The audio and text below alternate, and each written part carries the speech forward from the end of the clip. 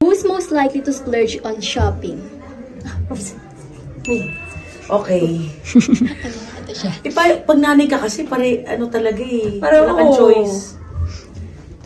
Who's... Excuse pa eh.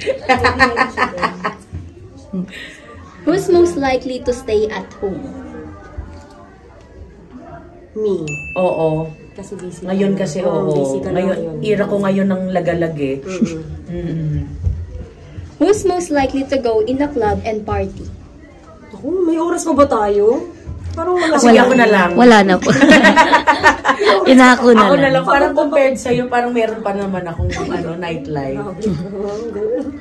Wala akong gano'n. Sige lang. Who's most likely to be a night owl? Night owl.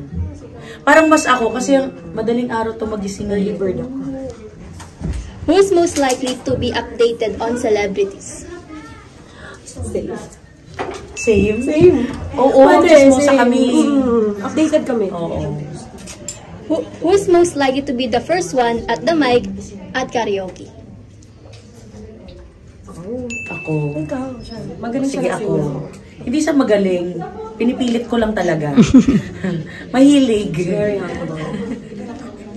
Who is most likely to text back immediately? Bagal ako mag-reply. Ako din mabagal. Oo. As a mom, It's a tie. Madami pa kailangan unahin bukod sa pagte-text. So, pero nagre-reply talaga siya. Sa'yo.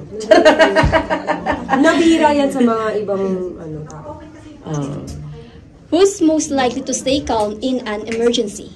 Siya yun. Tarantahin ako eh. Tarantitan ka ba? Oo. Siguro. O siguro nga, oo. Dead ma. Who is most likely to be an early bird? Yun na. Ako. Yun na. Sa'yo na po. Bibigay ko na. Who is most likely to be late? Ako. Palagi tumaaga. As in, 1 hour before. Hindi rin. Oy. Dahil lagi ba kumaga sa safe? Palagi ka nandun na, di ba? Hindi ko alam. Kasi nga tarantita to, so ay na nalilate. Lagi akong tulog. Hello kapatid! I'm Kai Cortez. I'm Isabel Loli Prats. Huwag niyo pong palalampasin panoorin ang Himala ni Ninyo. September 30, 11:15 before 8 Bulaga.